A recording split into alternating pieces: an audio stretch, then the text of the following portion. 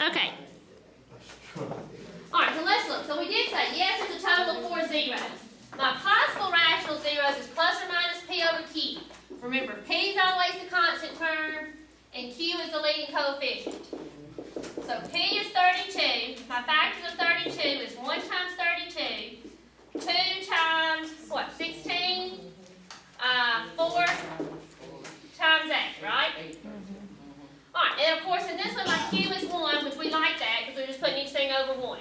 So my answers are plus or minus, 1 over 1 is 1, 2 over 1 is 2, 4 over 1 is 4, 8 over 1 is 8, 16 and 32. Do they have to be in order? No. And like we said, this means that positive 1, negative 1 could be a 0, 2 or negative 2, 4 or negative 4, 8 or negative 8, 16 or negative 16, 32 or negative 16. That's what the plus or minus means. So when you start trying, you're going to randomly pick some of these. And you hope you get that remainder of 0 the first time. Now which one did you say you already found that worked? Negative 2. Alright, well this is my x cubed. Coefficients are x to the 4th, 1, negative 18, negative 16, and 32. 1, 2, 3, 4, 5. Every term is there. Would it be okay if you use a positive instead of negative? It wouldn't work. Positive 2 wouldn't work. Yeah. Positive 2 won't work. No, 2 don't work. Well, because what? Which you couldn't do positive 2 and it give you a 0. I did 1. Well, positive 1's 1, but negative 1's won't work. Okay. Alright, so bring down the 1. Negative 2 times 1 is negative 2. Negative 1, positive 2. This gives me negative 18 plus 2 gives me what? Negative 16. 2 times negative 16 would be positive 32. 16. Which gives me 16. Negative 32 gives me 0. So I can say that f of negative 2 equals 0. So x plus 2 is a factor, right? Well, if that was an x cubed, that means this row is an x cubed. X to the 4th, this row is an x cubed. Well, we don't know how to factor an x cubed, so you go back to your list and you find another 0 that'll work. And you always pick a different number than what you have so that you can find all these zeros. And if it has, if say if negative 2 worked more than once, I would tell you it has a multiplicity. Okay? If it doesn't tell you there's a multiplicity, that means you're going to get 4 different numbers. Okay? And then you said what? 1 worked? So let's do 1 into this x cubed row. Now this is an x cubed, so that means this will be a coefficient in front of x squared, which I can solve by quadratic formula or factoring. Bring down the 1. 1 times 1 is 1. 0, 0, negative 16, negative 16, 0. Right? So I can say f of 1 equals 0 by the remainder theorem, and since the remainder is 0, then that means x minus 1 is a factor. So far, so good. Now this is actually what? X squared minus 16. You can solve this by factoring or square root property. By factoring, it factors into what? X plus 4 times x minus 4. So x is negative 4 and 4, right? So come over here, my linear factors, the first one you found was x plus 2. Then you found x minus 1. And then we have x plus 4, x minus 4. So my zeros were negative 2, 1, negative 4, and 4. Help me, Jesus. So you have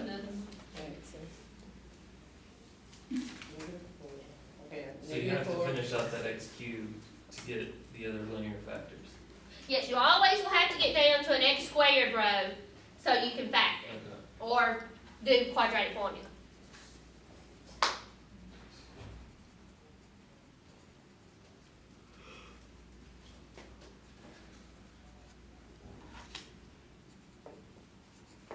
Give me a second to look over it. And then we're going to finish up this section and talk about a couple things in 3-4 that are going to, and all these, everything we're going to do from here on. This is a whole problem. This is pretty much like if you could do a problem like this, you're going to knock this whole test out. Because all these other little things that you're going to learn is just going to help you narrow down your possible rational zeros that you're going to pick. Okay? But you will have to know how to do these things because one problem on the test might just apply to one of these little theorems to make sure you understand it.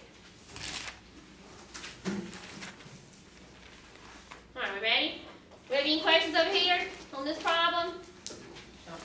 This is just me trying to get my mind situated on how I'm gonna get the numbers. Like when you put the numbers on the side of the synthetic division, that -2 and that -1, that's the f of -2 and the f of 1. And then you say that, what is that equal to? The negative is x plus 2. Right, what factor is that a 0 of? If I put -2 in place of an x, what would it need to be to make it 0? And remember, it's always the opposite. The sign's the opposite. Just like on that quiz problem we did earlier, how you felt what would make it 0? Like on this factor, what would make that 0? -2. Because what you're doing is you're asking yourself, when you get down to an equation that you know how to solve, this is what you're doing. You're solving these equations, but it's like when you set it equal to 0, what are the factors? And like here, -4 makes x plus 4 0. 4 would make x minus 4 0. So you always write on the opposite. A factor is always written as x minus the 0. That's how you always write the factors. So this is actually saying x minus a -2. But what do those two negatives make? The positive. So just keep that beside that, and then you'll already have them just sitting there saying factor, bam, then just write it over there. Right. Then you've got every one until you get to the x squared written over there. Then when you And then solve that, you'll have that. Right. Okay. Because we're going to do 1 to the 5th degree in a little bit. Okay. All right? So are we good? You pretty much follow what we're doing here. Mm-hmm. Now, and like you told me a second ago, the tedious part was when you picked all those numbers in here that didn't work. When you got a remainder of 0 and you're like, oh, that was useless. I just wasted my time, right? Well, this is what's going to help us. We're going to do first, this is still in section 3.3, called Descartes' rule of sign.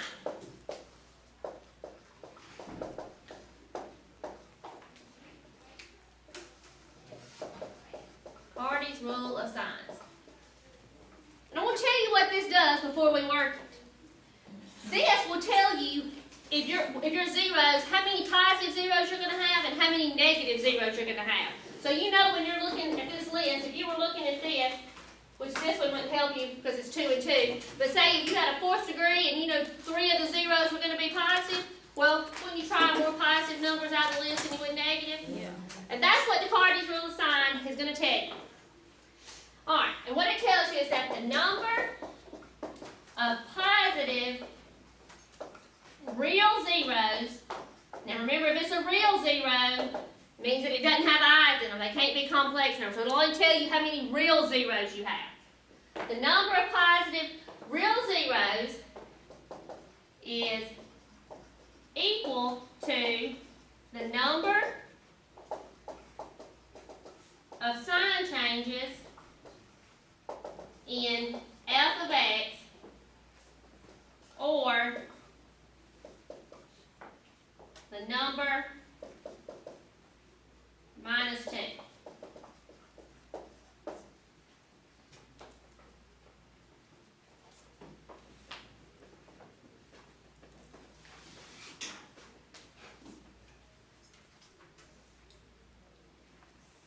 Alright, we're going to talk for a minute about why we say that number minus 2. Okay? Everybody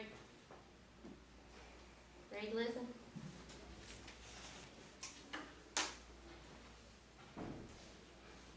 Okay. So it's the number of sign changes in f of x. And when I say sign changes, that means you're just going to look at your problem and you're going to say positive, positive, that didn't change. Positive, negative, that's a sign change, right? So the sign has changed once. Negative to negative didn't change. Here it went from negative to positive. So that had 2 sign changes. How many positive zeros did you have in that problem? 2. 2. But you would actually say that the number of positive real zeros could be 2 or 0. Because, like I said, this is going to contain the number of positive real zeros. You could have complex zeros. And remember I said complex zeros come in conjugate pairs? How many numbers are in a pair? 2. 2. So that's why you always have to subtract 2 from it. So like on this problem, if you were going to tell me the number of positive zeros, you would say 2 or 0.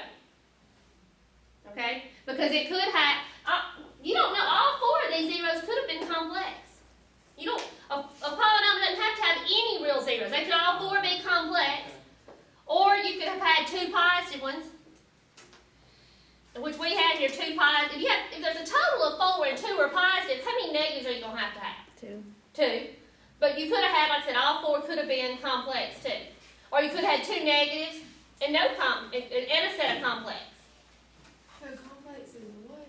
Complex is like when you have the quadratic, when you get here and it doesn't factor and you do quadratic formula and whatever's under, you've got a negative under that square root. So you have to pull an I out. So that's not a real number, it's a complex number. And remember, if you have, say, if I is a 0, then negative I has to be 1. Or if 2I was 1, 2 minus I has to be 1. So those always come in pairs. So that's why you always have to subtract 2 from it. Okay, and we're going to do a whole problem doing this stuff too. But now, the number of negative real zeros. Alright, I'm going to tell you 2 things here. I'm going to tell you common sense, and I'm going to tell you the mathematical way too. Okay, common sense is what I just asked you over here. If there's a total of 4 zeros and 2 of them are positive, how many would be negative? 2. 2, right? 2 plus 2 is 4. Okay, that's common sense. And you can do the common sense method as long as you don't have any missing terms. But if you have a missing term, you're going to have to do it the mathematical way, which says the number of real zeros, and we're going to put it in parentheses here, if missing terms, which means you can't do common sense, if missing terms, then the number of real zeros is equal to the number of sign changes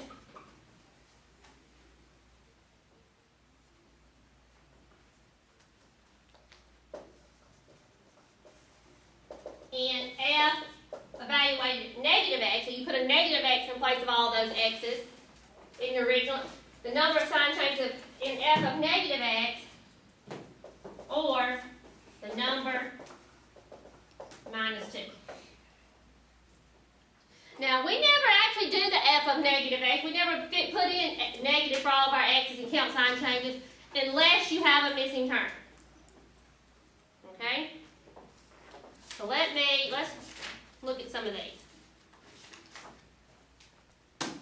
Has anybody downloaded, printed off the review sheet yet from Blackboard? You'll notice on it, I ask you a lot of questions, like just pinpoint little questions. Not every question is not going to be a humongous problem.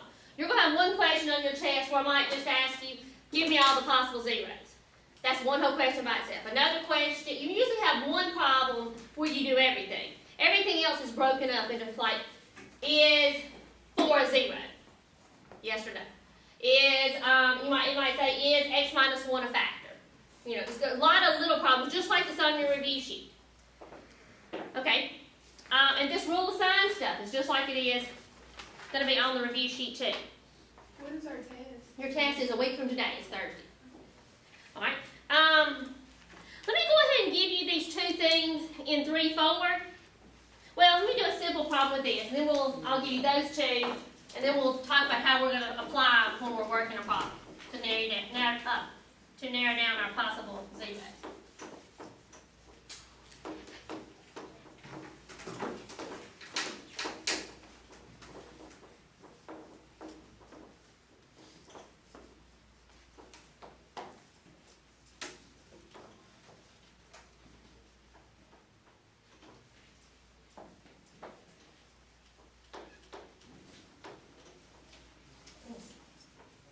You see my black's always erased easy, and this one's missing. Alright. So if I give you a problem like,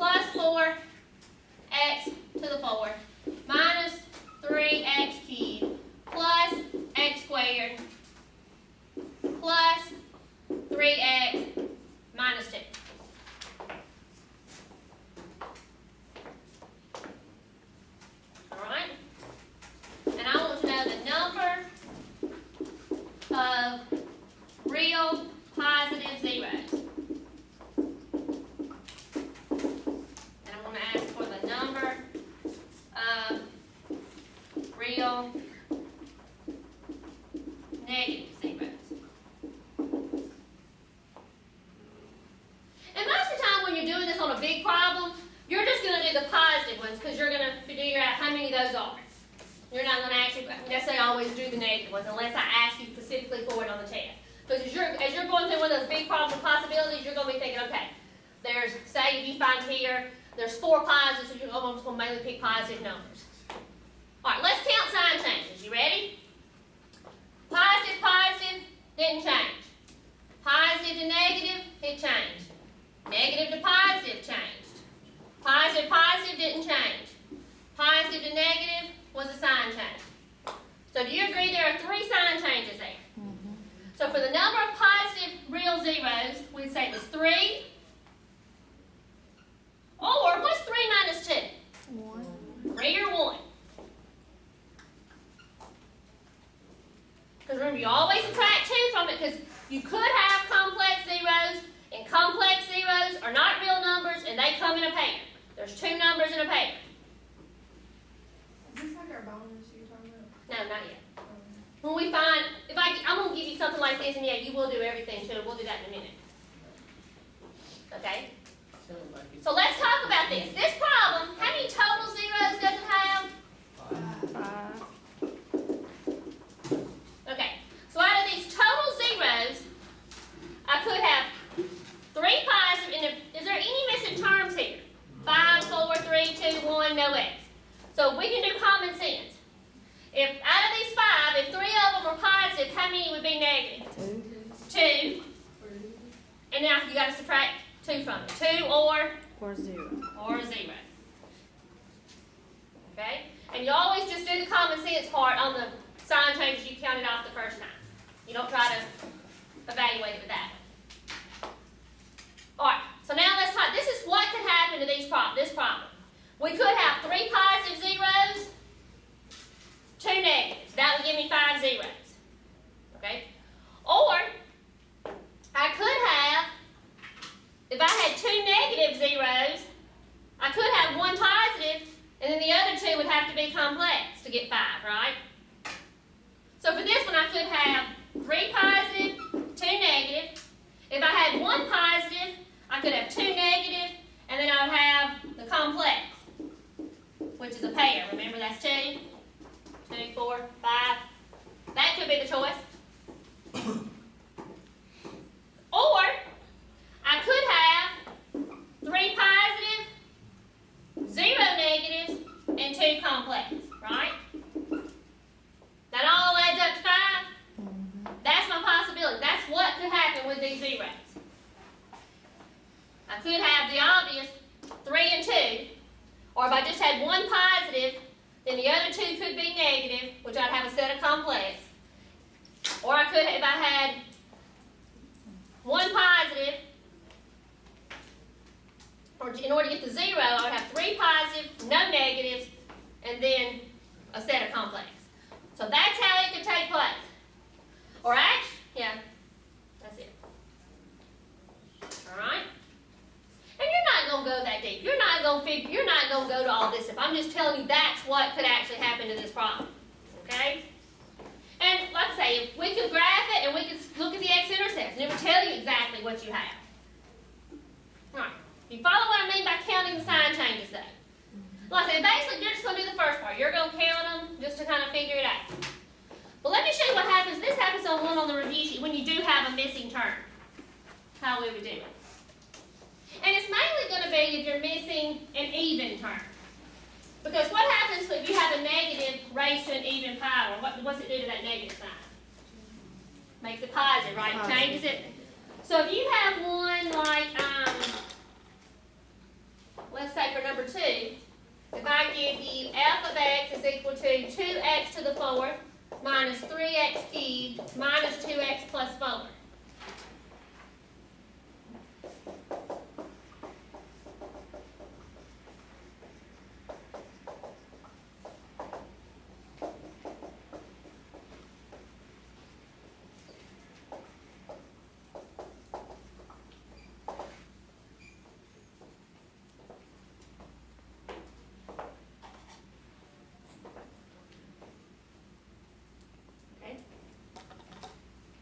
Well, what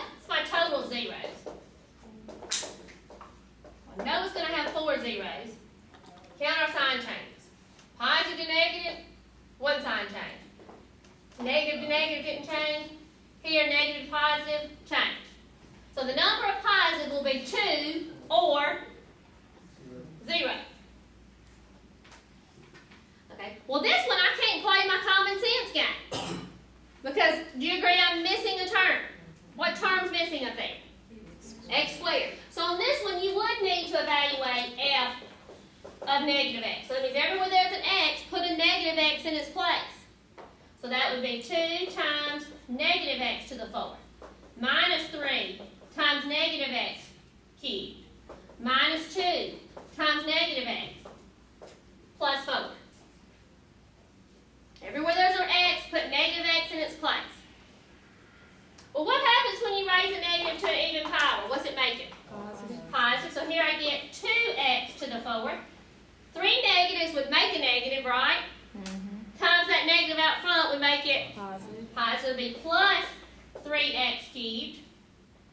Negative 2 times negative x would be positive 2x, and you got plus 4. How many sign changes do you see? None. So there are no positive, there are no negative real zeros for that problem. So we have to do that every time, whenever we see a missing. Only if it's a missing term. Okay. Otherwise, you can say, if there's 5 zeros, and there were 3 sign changes here, it would be 2 down here. I have a question on I that. didn't do that. Hold on, what's that? So on this one, I've got 4 zeros. 2 of them could be positive, and you're definitely going to have one set of complex ones on that one. Or all 4 of them could be complex. All right? Nathan? How did you not get a negative 2x? Negative 2 times negative 2. Beginning. Right here? Why is it not a negative 2x? Because negative, anytime you raise a negative to an even power, you get a positive. Because 4 negatives would make what? A negative times a negative is a positive, times a negative is a negative, times it would make a positive. We good there. You understand Descartes' rule of sign. Count the sign changes, and you only have to do this if you have a missing term. If you don't have a missing term, you'll do it easier like we did over there. Alright, now this is the really easier part. It's the intermediate value theorem and the boundedness theorem. Now this is on your note sheet. Okay?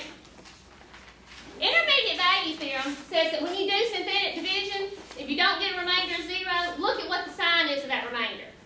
When you divide by a number, if the signs of the remainders change, then it tells you there's got to be a 0 in between them. So it's going to help you know if you need to try to plug in a fraction. Alright, so let's look at it. This is 3/4.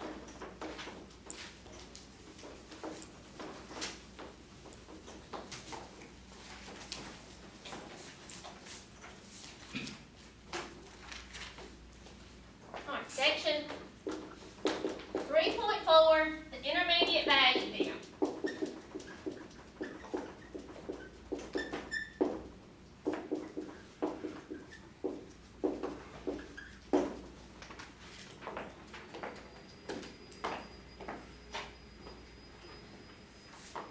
Okay. Before I do that, I'm going to give you a rough sketch of a graph, and we're going to talk about it.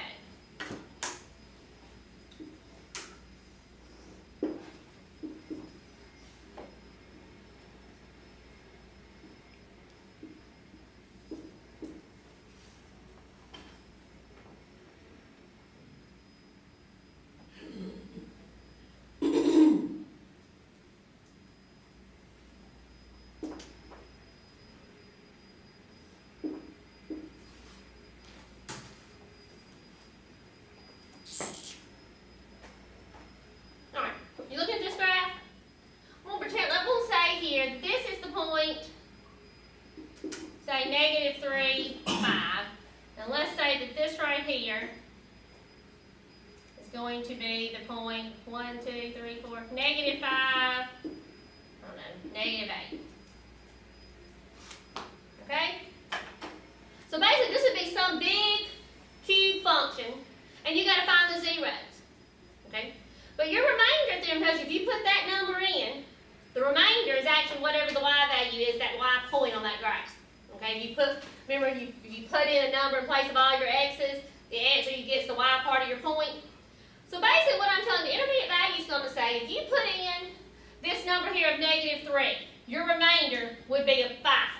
You agree that's a positive point up there? If you divided this function by negative 5, you would get a remainder of negative 8. Do you agree those signs change? This y value is positive, this y value is negative. Do you agree in order to get from a positive y value to a negative, what do you have to cross? You've got to cross the x-axis, right? Which means you have to have a 0 in between those numbers. So if you do synthetic division and your signs on your remainders change, that means that one of the y values would have been a positive number, one's a negative. Somewhere in between there, you have to cross this x-axis, so there has to be a 0 between the two numbers you divided by. And of course here you can see I put an x-intercept at 4, 0. Right? That's what the intermediate value theorem tells you. And it works on anything that you do. So it tells you intermediate value theorem. If you divide f of x, let's say by a, so any number a, by a, and say by some number b, and f of a, let's just not even put f, I'm not even putting remainder, I'm going to write remainder, we'll make it as simple as we can. Please. Alright, if you divide f of x by a and b, these are just any two numbers that you think is a 0. And the signs on the remainders change.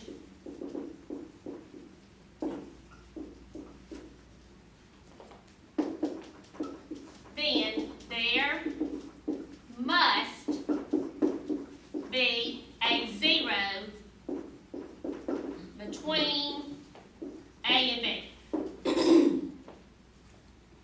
So if you divide some function by some 0 you think a, so say if you divide it between, say negative 1 and 1. Now when you do that, the sign of negative 1 is positive, the sign of f of 1 is negative, then there must be a sign in between there. There must be a 0. It might be at 1/2, might be at 3/4, might be at negative 3/4. But there's got to be a 0 between those two numbers. Because it would have to cross the x-axis to get from one point to the next. To go from positive down to negative. You with me? Do you understand what I mean about going from positive to negative? Does that make sense? Yes? Okay. Alright, now I'm going to go ahead and give you, well, let's do an example of this.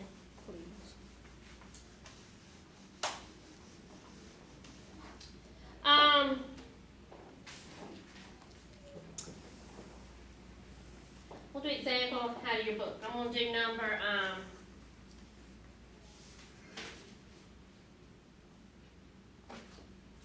51 in your book. Alright, so this is on page 352, section 3.4, number 51. You're given f of x is equal to 2x to the 4th minus 4x squared plus 4x minus 8. And it wants to know, is there a 0 between 1 and 2? And on the test, I actually worded it as, is there a 0 between 1 and 2? And you explain your answer. So you have to say yes, because the sign of remainders changed. Or no, that they didn't. So what you would do on this problem is you're going to do your synthetic division and divide by 1 and 2. So take this function, divide it by 1, that's a 0, and then divide it by the 2.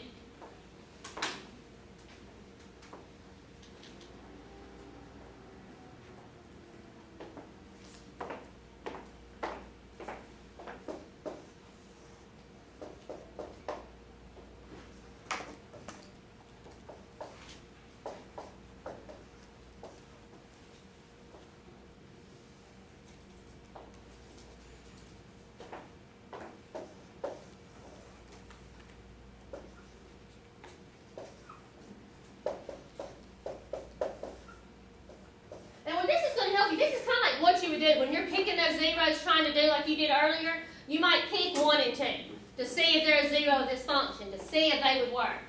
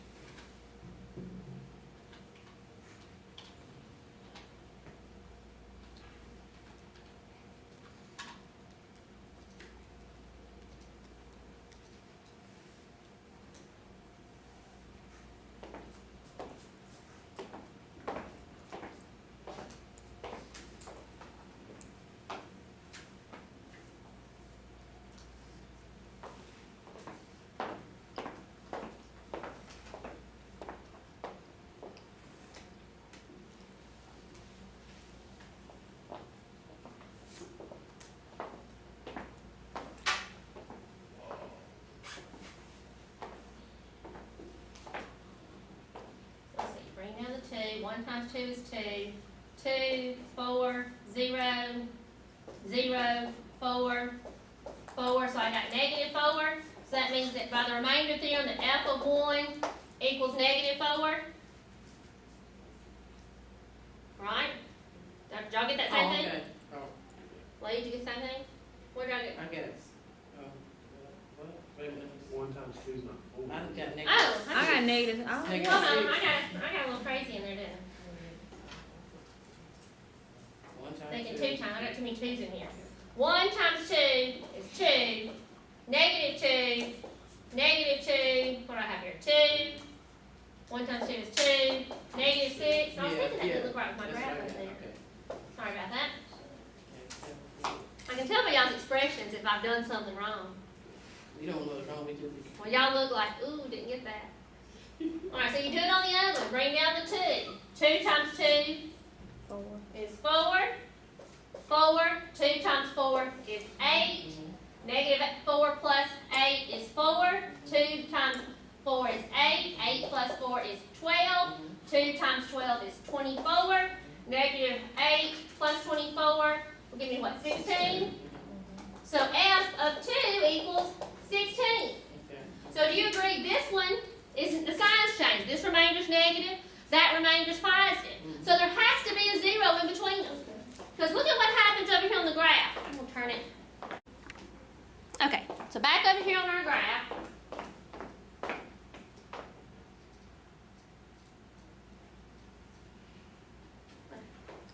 You see here at 1, you got the point here on your graph. 1, negative 6, which is what I saw the remainder was. And you see at 2, you've got the point 16.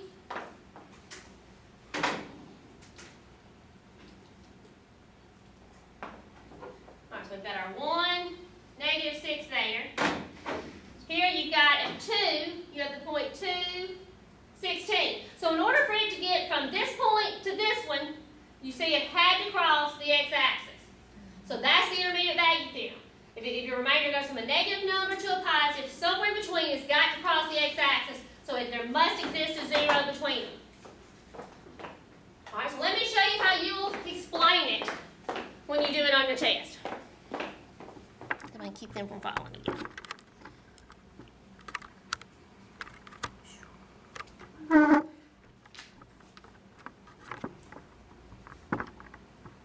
Can I just ask this question while you're working on that thing? So when you're talking about like the points that you just put there, us just looking at that problem is the number on the outside of the where you're dividing by and the remainders. That's the point. Like 1, negative 6, 2, 16. Yes. Yes, those are always your points, just like when you were doing function notation before.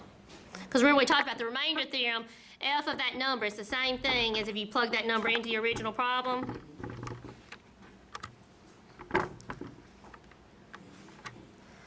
Oh, this one's not going to be the best video. Alright, so is there a 0 in between them? You would say yes. Yeah. Because the signs changed on the remainders. Okay? Now we're going to talk about the boundedness theorem. And this one really comes in helps a lot when you are doing synthetic division and you don't get any that work. And this is the last one on your little note sheet, the boundedness theorem.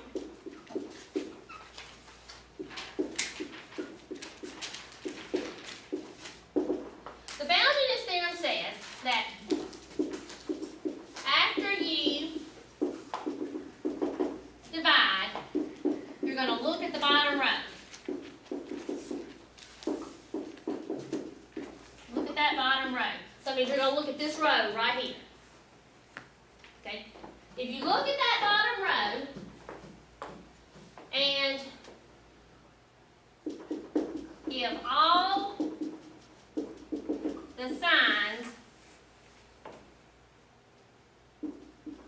are positive on that bottom row, then the number you were dividing by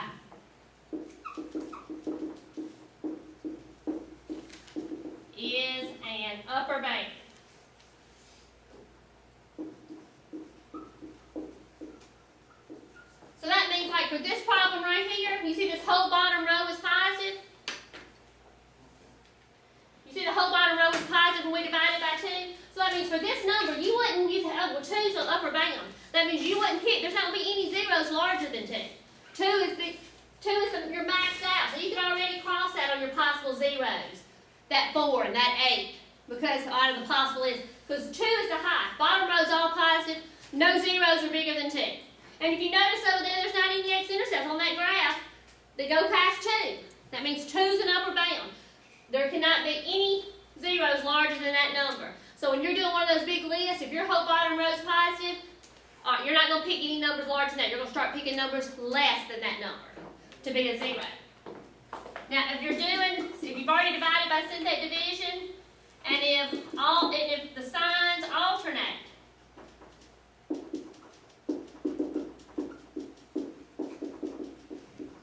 if the signs alternate, meaning positive, negative, or negative, positive, if the signs alternate, then the number you were dividing by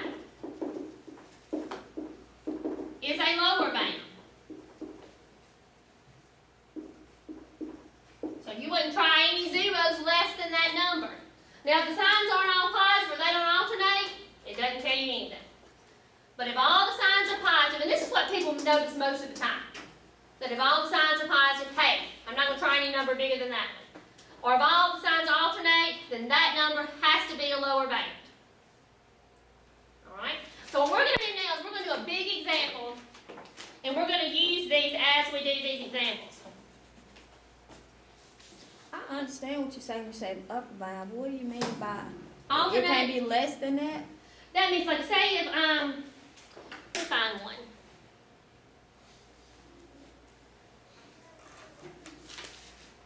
Alright, let's look at this one. Now, this is going to be number 60 in your book. I'll show what I meant.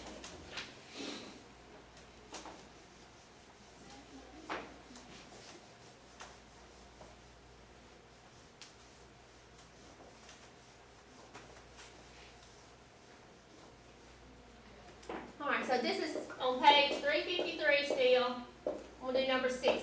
You're given f of x is equal to x to the 5th plus 2x cubed minus 2x squared plus 5x plus 5. And it asks you, is -1 a lower bound?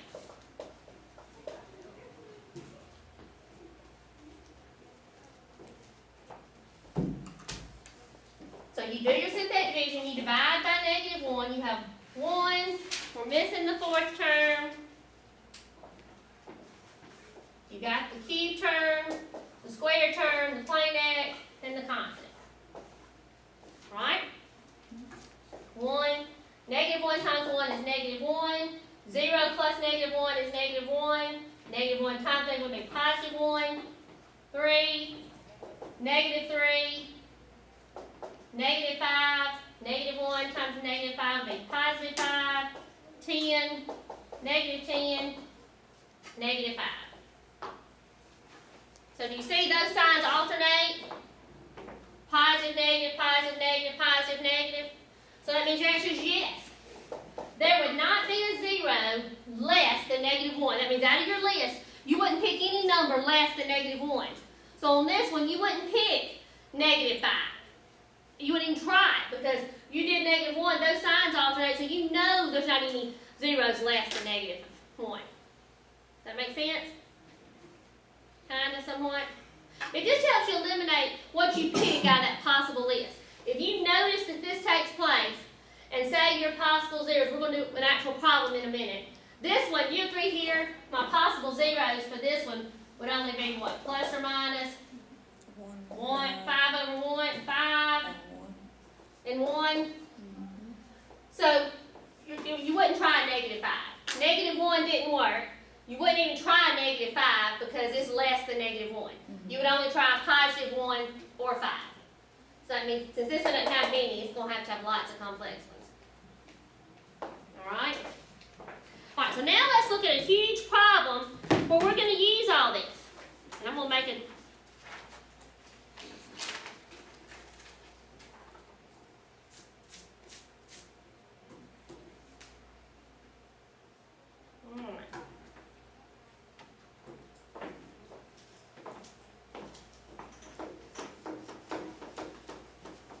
gonna show you that fifth degree. Remember I told you that you'd have a bonus as a fifth degree polynomial on your test?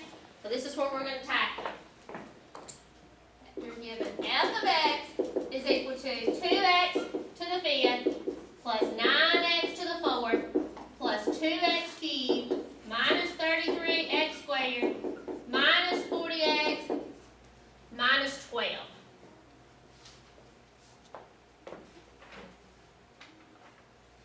I'm going to give you your template.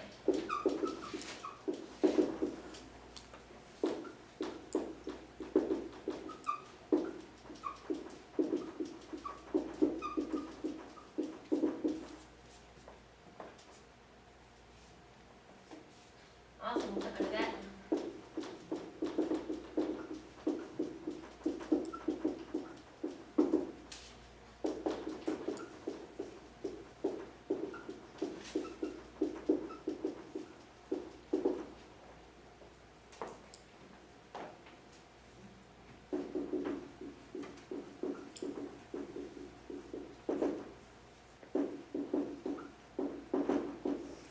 So this will be the template for this problem.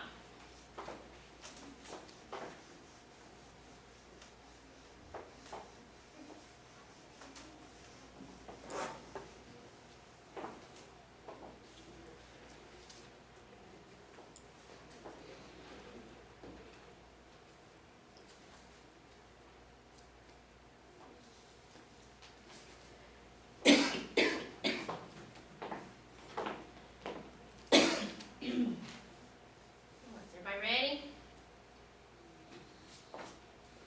Now we'll go through some together, missing and getting them right, because I want you to see how we're going to apply these other intermediate value theorem and boundedness theorem to them. How many zeros is this problem going to have? 5.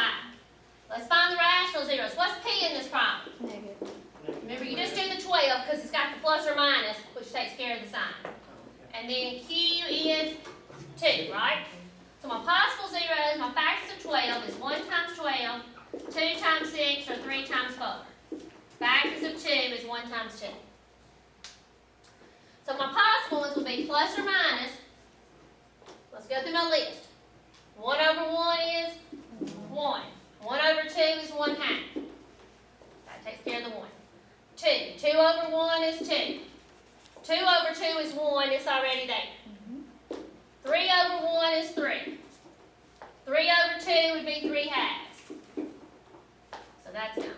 4 over 1 is 4. 4 over 2 is 2. It's already there. 6 over 1 is 6. 6 over 2 would be 3. It's there. 12 over 1 is 12. 12 over 2 is 6, and it's already there. So that means possibles here, I've got 1, 2, 3, 4, 5, 6, 7, 8. So you got 16 possibilities, the positive and the negative of all those numbers. Nobody wants to do synthetic division 16 times. So let's count it. Let's figure out how many positive real zeros I would have. Let's count them. Okay, positive, positive, didn't change. Positive, positive, didn't change.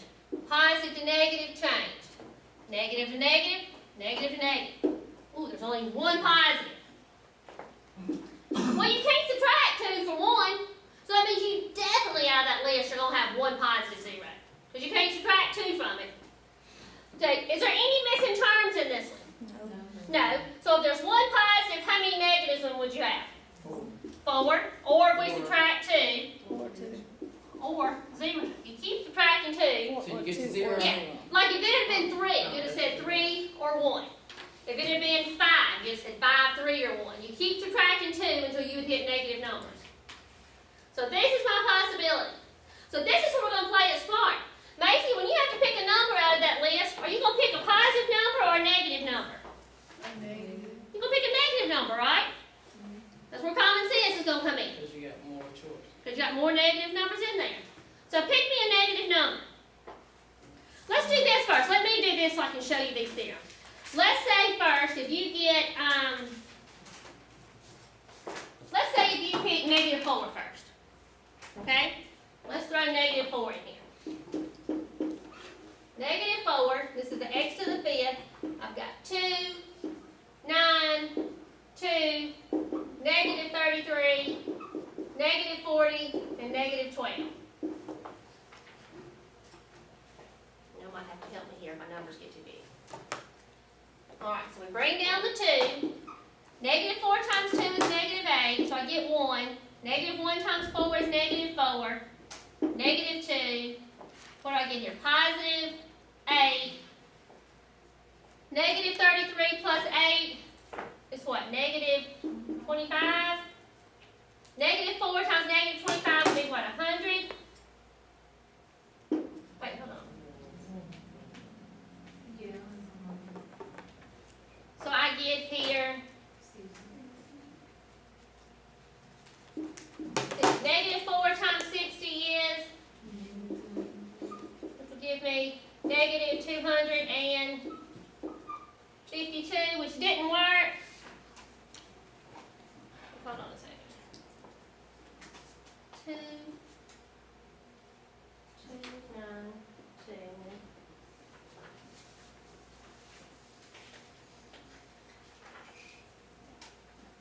Okay. Well, I really want that to be a lower bound, but those first 2 numbers are messing me up there, I think. Mm-hmm. And the second 2. So that one didn't work. So you're going to pick another number.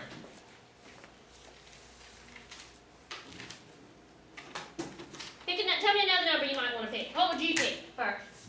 Negative. You'll pick negative 2? Alright, so negative 2, I've got 2, 9, 2, negative 33, negative 40, and negative 12. Bring down the 2, negative 4, 9 minus 4 is 5, what do I get here? Negative 10, negative 8, positive 16, what's negative 33 plus 16? Negative 7, what's negative 2 times 17? Positive 34, negative 40 plus 34 would give me what? Negative 6, positive 12, 0. So you did good. F of negative 2 equals 0, so you know x plus 2 is a factor.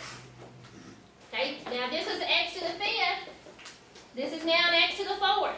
You gotta keep going. You gotta pick another one out of that list. Lord Jesus, what is a long problem? So we ain't got but like 5 problems on the test. No, everybody tell me, this one is a fun. You have one problem on your test where you do everything. And it might be like just a 3rd or 4th degree. Okay? So pick another one. Negative 1. The same rule still applies? All the same rules apply. You just have to keep doing synthetic division until you get down to an x squared. And notice, this is an x to the 5th. Right. So and you'd have to find 3 zeros to get you to an x squared. So whatever that power is, subtract 2 from it to get you to a quadratic. And if I give you something like this, all the zeros will be real. You won't have to do complex. Using this x to the 4th row, 2, 5, negative 8, negative 17, negative 6. So there's my 2. Negative 1 times 2 is negative 2. This gives me 3. Negative 1 times 3 is what? Negative 3. Negative 8 minus 3 gives me what? Negative 11. Positive 11. Negative 6. Positive 6, 0. So that one worked too. F of negative 1 is 0. So x plus 1 is a factor. Now we're down to an x cubed row. So you got to pick another one.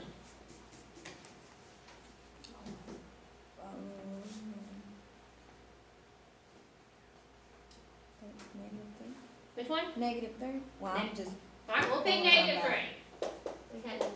Y'all been too good for me on this one. I haven't been able to prove y'all any of my rules. Because none of these signs have done anything. 2, what is that? 3, negative 11, negative 6. Bring down the 2. You get negative 6, negative 3, positive 9, negative 2, 6, and 0. So that would work. F of negative 3 is 0. So x plus 3 is a factor. Now you're down to an x squared, right? So you can say that's 2x squared minus 3x minus 2. Now you can solve it by factors. Would have been negative 3, so like that negative 4 plus 1. 2x plus 1 equals 0 when x is negative 1/2. X minus 2 equals 0 when x is 2. So now we found all 5 of them. So back over here, my linear factors, we found x plus 2, x plus 1. What